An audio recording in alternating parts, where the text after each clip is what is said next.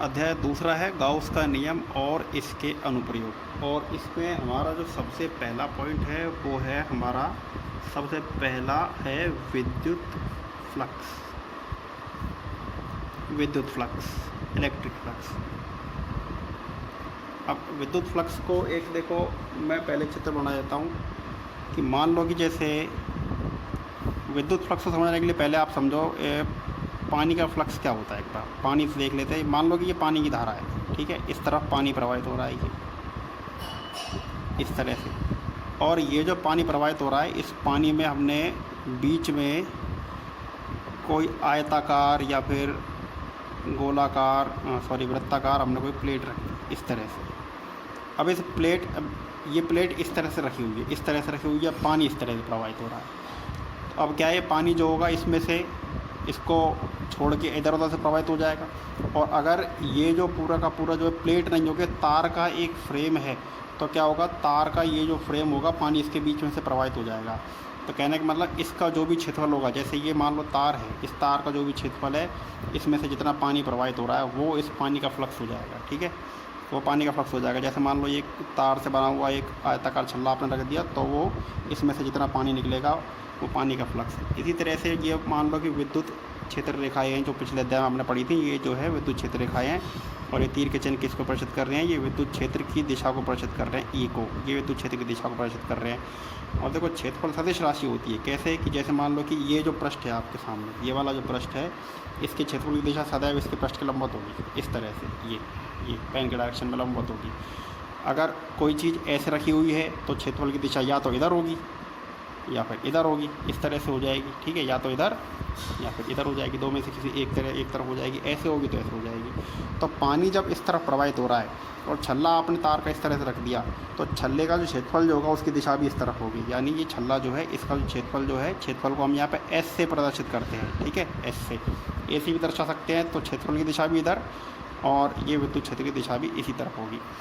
तो अब विद्युत फ्लक्स जो होता है, वो विद्युत फ्लक्स क्या होता है कि विद्युत क्षेत्र सदिश ई और उसमें जो पृष्ठ रखा हुआ उसका पृष्ठीय क्षेत्रफल सदिश एस, इन दोनों का अदिश गुणनफल जो होता है वो विद्युत फ्लक्स होता है। और इसको फाई ई से प्रदर्शित करते हैं ये लोग। ये विद्युत फ्लक्स का सूत्र हो गया।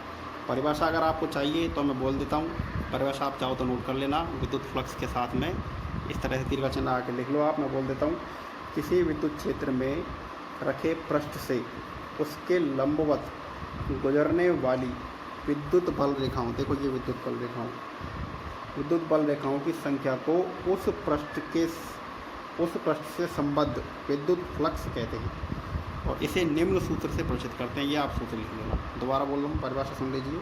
किसी विद्युत क्षेत्र में रखे पृष्ठ से उसके लंबवत गुजरने वाली विद्युत बल रेखाओं की संख्या को उस पृष्ठ से संबद्ध विद्युत फ्लक्स कहते हैं और इसे निम्न सूत्र से प्रदर्शित करते हैं। ये रहा सूत्र इसका, ये रहा। देखो ये तो विद्युत क्षेत्र रेखाएं हैं, ये विद्युत क्षेत्र की दिशा को प्रदर्शित कर रही हैं, ठीक है। ये सब किसको प्रदर्शित कर रही हैं, विद्युत क्षेत्र की दिशा को प्रदर्शित कर रही हैं। और ये वाला तीर का चिन्ह है, ये इसके पृष्ठीय क्षेत्रफल को दर्शा रहा है, एस को।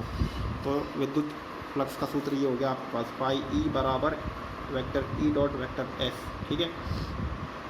अब देखो, अगर ये तो यहाँ इसमें तो आपने क्या माना था, इसमें तो आपने ये माना था कि धाराएं तो इस तरह जा रही हैं और पृष्ठ ऐसे रखा हुआ है, यानी इन दोनों के बीच का एंगल कितना माना आपने, 90 डिग्री माना था, बिल्कुल लंबवत। लेकिन अगर 90 डिग्री के अलावा कोई और एंगल हुआ, सपोज दैट ये इस तरह से नहीं रखा हुआ है, ये किस तरह से रखा है, ये इस तरह से रखा हुआ है। देखो ये विद्युत क्षेत्र रेखाएँ तो बिल्कुल इसी प्रकार से हैं जैसे पहले थी, है ना। ये विद्युत क्षेत्र रेखाएँ तो बिल्कुल इसी प्रकार से हैं, लेकिन अब की बार ये जो पृष्ठ है ना वो इस तरह से रखा हुआ है, इस तरह से। मतलब ये तो पानी की धाराएं तो ऐसे जा रही हैं और पृष्ठ कोई ऐसे रखा हुआ है, इस तरह से रखा है। पहले ऐसे रखा था, अब ऐसे रखा हुआ है। तो इन दोनों के बीच का जो एंगल जो है ना, अब देखो ये इसका जो क्षेत्रफल है वो इस तरफ हो जाएगा, एस तो हो गया ये और ई हो गया ये, और इन दोनों के बीच का एंगल कितना हो गया, ये थीटा हो गया। तो अब जो ये सूत्र जो होगा वो किस तरह से हो जाएगा, ये हो जाएगा फाई ई बराबर ई एस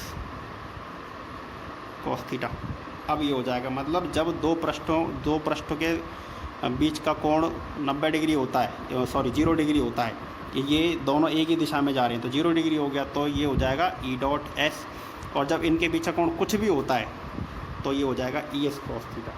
अब देखो ये आयत है, इसके अलावा आयत की जगह पे क्या हो सकता है? हो सकता है यहाँ पे आपने कोई वृत्तीय पृष्ठ रखा हो, ठीक है, वृत्ताकार। तो वृत्त का आयत का क्षेत्रफल तो हम ज्ञात कर सकते हैं, समलंब चतुर्भुज इन सबका तो क्षेत्रफल हमें ज्ञात होता है। ये नियमित क्षेत्रफल वाली आकृतियाँ कहलाती हैं। लेकिन इसके अलावा यदि कोई अनियमित क्षेत्रफल की आकृति रखी हो, जैसे मान लो कि ये वही विद्युत क्षेत्र रेखाएँ हो गई, अब इसमें कोई टेढ़ा मेढ़ा कैसा ही पृष्ठ रखा हुआ है, अब इसका तो क्षेत्रफल का कोई सूत्र नहीं है। जैसे इसका लंबाई गुणा चौड़ाई, इसका पाई आर स्क्वायर होता है, इसका तो कोई क्षेत्रफल का सूत्र ही नहीं है। तो ऐसी स्थिति में हम क्या करेंगे? ऐसी स्थिति में हम इस सूत्र का उपयोग करते हैं, फाई ई बराबर ई डॉट डी एस, इस सूत्र का उपयोग करते हैं। ये यहाँ पे गोला लगा हुआ है, इसका मतलब संपूर्ण पृष्ठ क्षेत्रफल, या फिर आप इसको ऐसे भी लिख सकते हो, E D S cos theta, ये भी लिख सकते हो। ई क्या है? ई विद्युत क्षेत्र की तीव्रता है। डी एस क्या है? डी एस जो है वो इसमें कोई छोटा सा भाग ले लो, ये छोटा सा भाग, अब इसका क्षेत्रफल मान लो कि इस तरफ आ गया, ठीक है, और ये ई हो गया, तो डी एस इसका क्षेत्रफल है, और ये एंगल थीटा हो गया, ये वाला वही हो गया कॉस थीटा, ठीक है। तो तीनों स्थितियों में जब दोनों समान दिशा में है तो ये सूत्र का उपयोग करोगे, जब दोनों के बीच का एंगल थीटा है, लेकिन ये क्षेत्रफल आकृतियाँ कैसी हैं? नियमित आकृतियाँ हैं, नियमित क्षेत्रफल, जैसे आयत है, वृत्त है, वर्ग है, तो इसका उपयोग करेंगे। और यदि ये आकृतियाँ अनियमित तो इसका उपयोग करेंगे। सबसे ज़्यादा हमारे इस अध्याय में यही वाला सूत्र काम में आएगा, ये आप ध्यान रखना, सबसे ज़्यादा ये वाला सूत्र ही काम में आएगा, इससे ही ये सारे सूत्र आए हैं, ये ध्यान रखना, मेन सूत्र इसका यही है।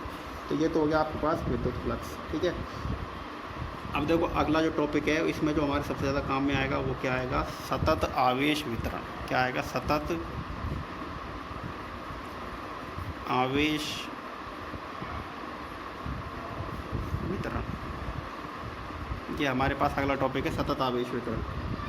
अब सतत आवेश वितरण देखो, आवेश वितरण का मतलब क्या होता है, इसको मैं बता देता हूँ पहले, ये चीज़ है क्या। जैसे देखो, एक तो आपके पास होता है, मान लो एक ये तार हो गया, वायर है, ये कोई तार है, और इसके अलावा एक ये आपके पास कोई स्टील की कोई चादर है, ठीक है, जैसे ये कागज़ जो होता है, ये कागज़ की चादर हो गई, ऐसे ये स्टील की कोई चादर है। और इसके अलावा तीसरी आकृति क्या होती है? कोई घनिया घनाव कुछ भी हो सकता है। ये इस प्रकार से हम तीन आकृतियों में बांट लेते हैं। इसको तो हम कहते हैं एक विमीय आकृति, इसको द्विविमीय और इसको त्रिविमीय। इसको हम शॉर्टकट में 1 डायमेंशनल, इसको 2 डायमेंशनल और इसको 3 डायमेंशनल आकृतियाँ कहते हैं, ठीक है। अब देखो, यदि इसके ऊपर आवेश की कुछ मात्रा है, इसकी लंबाई मान लो कितनी है, इसकी लंबाई L मान लो, ठीक है, इसकी लंबाई L मीटर हो सकती है। इसका क्षेत्रफल है A कह दो या उसको S कह दो, हमने वहाँ S किया तो यहाँ पे भी S ले लेंगे। और इसका जो आयतन है वो हो गया पूरा V। तो सबसे पहले देखो इसकी बात करते हैं। अब इसकी L लंबाई पे हमने आवेश मान लिया कितना है, Q, इस पर आप मान लो कि प्लस आवेश है, इस तार पे कैसा आवेश है, प्लस। तो हम ये मान लेते हैं, पहला देखना, इस चित्र के बारे में बात कर रहे हैं कि L मीटर लंबाई पर आवेश कितना है, Q। तो 1 मीटर लंबाई पर आवेश कितना हो जाएगा? ये हो जाएगा Q/L। और ये Q/L जो होता है ना, इसको हम प्रदर्शित किससे करते हैं? लैम्डा से। 1 मीटर, ये ध्यान रखना, 1 मीटर लंबाई पर आवेश, तो 1 मीटर लंबाई पर आवेश Q/L हो गया। अब देखो, जब 1 मीटर लंबाई पर आवेश जो होता है, इसको हम लैम्डा बराबर Q/L कहते हैं। और ये जो लैम्डा जो होता है ना, मतलब 1 मीटर लंबाई पर आवेश जो होता है, इसको हम कह देते हैं रेखीय आवेश वितरण। क्या कह देते हैं हम? रेखीय आवेश वितरण। रेखीय आवेश वितरण का सूत्र क्या हो गया? ये रहा आपके पास रेखीय आवेश वितरण का सूत्र, ठीक है, लैम्डा बराबर Q/L हो गया। इसको रेखीय आवेश वितरण भी कह देते हैं, इसको रेखीय आवेश घनत्व भी कह देते हैं, ये ध्यान रखना, इसको रेखीय आवेश घनत्व भी कह देते हैं, वो एक ही बात है, ठीक है। 1 मीटर लंबाई पे जो आवेश हो गया, लैम्डा बराबर Q/L। अब ये लैम्डा बराबर Q/L जो है, इसका मात्रक भी देख लो एक बार। देखो क्या सूत्र लिखा है आपने लिखा है लैम्डा बराबर Q/L।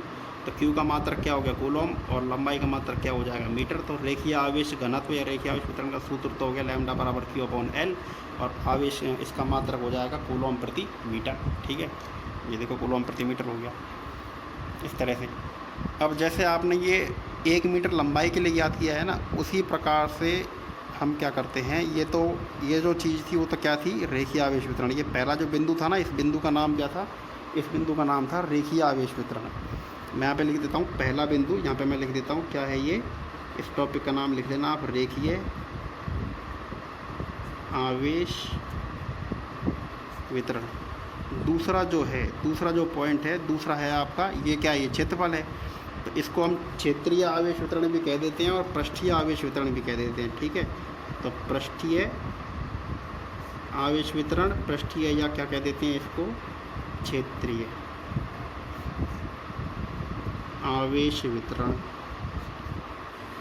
वितरण कह देते हैं या आवेश घनत्व कह देते हैं। ठीक है, ये अगला जो पॉइंट हो गया वो हो गया पृष्ठीय या क्षेत्रीय आवेश वितरण। ठीक है, इसको तो अब देखो इसमें हम क्या कहते हैं कि ये जो पूरा क्षेत्रफल है कितना, S, तो हम ये कह देते हैं कि S मीटर स्क्वायर क्षेत्रफल पर आवेश बराबर कितना, इस पूरे पर आवेश मान लो आप वही Q मान लिया। ठीक है, इस पर आवेश आपने मान लिया Q, तो 1 मीटर स्क्वायर क्षेत्रफल पर आवेश कितना हो जाएगा, आवेश हो जाएगा Q/S हो जाएगा। देखिए अगले पेज पर,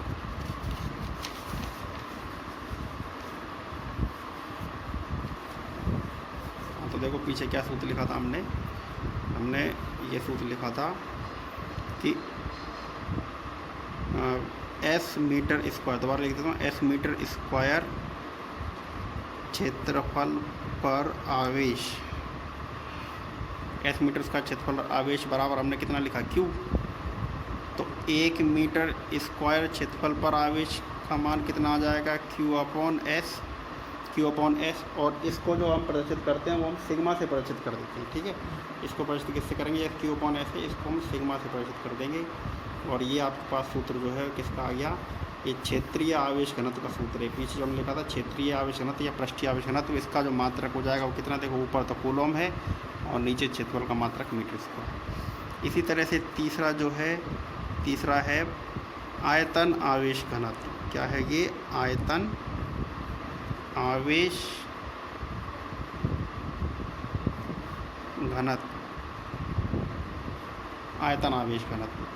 अब आयतन आवेश घनत्व में देखो पीछे आपने एक घन बनाया था, है ना, इस तरह से आपने एक घन बनाया था, इसका आयतन V। तो हम ये कहते हैं कि V मीटर क्यूब आयतन पर आवेश बराबर कितना, Q। ठीक है, इस पूरे पर आवेश Q मान लिया हमने। ठीक है ना, V मीटर क्यूब आयतन पर आवेश Q हो गया। तो 1 मीटर क्यूब आयतन पर आवेश का मान कितना हो जाएगा, ये हो जाएगा Q/V। और इसको हम देखो ये पीछे ध्यान देना, पहले तो आपने लैम्डा से प्रदर्शित किया था, फिर आपने सिग्मा से, और इसके बाद आप इसको अलग अलग देखो प्रतीक होते हैं। कहीं किसी बुक में तो आपने डेल्टा देखा होगा, डेल्टा। ठीक है, और किसी बुक में हमने ये लैम्डा डेल्टा इस तरह का, और कहीं कहीं पे हमने इस तरह का भी देखा है। ठीक है, और कहीं कहीं पे हम इसको रो से भी प्रदर्शित करते हैं। सबसे ज़्यादा रो से प्रदर्शित किया जाता है, तो देखो ये ध्यान रखना, रो बोर्ड की जो बुक में रो से प्रदर्शित कर रखा है, तो रो बराबर क्या आ जाएगा, Q/V, ये आ जाएगा आपके पास। ठीक है, इसका मात्रा कितना, ऊपर देखो कूलम है, नीचे क्या आ जाएगा, मीटर क्यूब आ जाएगा। तो रो बराबर Q/V। अब देखो परिभाषाओं की देखो कोई ऐसे विशेष आवश्यकता नहीं होती है इनकी, लेकिन मैं बता देता हूँ, परिभाषा इनसे पता चल जाती है। रेखीय आवेश वितरण या रेखीय आवेश घनत्व क्या होता है कि 1 मीटर लंबाई पर उपस्थित आवेश की मात्रा को, ये ध्यान रखना, देखो हमने लिखा है ना, 1 मीटर लंबाई पर आवेश की मात्रा को रेखीय आवेश घनत्व कहते हैं। इसकी परिभाषा क्या हो जाएगी, 1 मीटर स्क्वायर या फिर इकाई क्षेत्रफल पर उपस्थित आवेश की मात्रा को पृष्ठीय आवेश घनत्व कहते हैं। और यहाँ पर जो है हमारे पास इसकी परिभाषा क्या आ जाएगी, इकाई आयतन या 1 मीटर क्यूब आयतन पर उपस्थित आवेश की मात्रा को आयतन आवेश घनत्व या आयतन आवेश वितरण कहते हैं। ये इन तीनों की परिभाषा हो जाएगी। ठीक है, अब देखिए अगला टॉपिक हम पढ़ते हैं।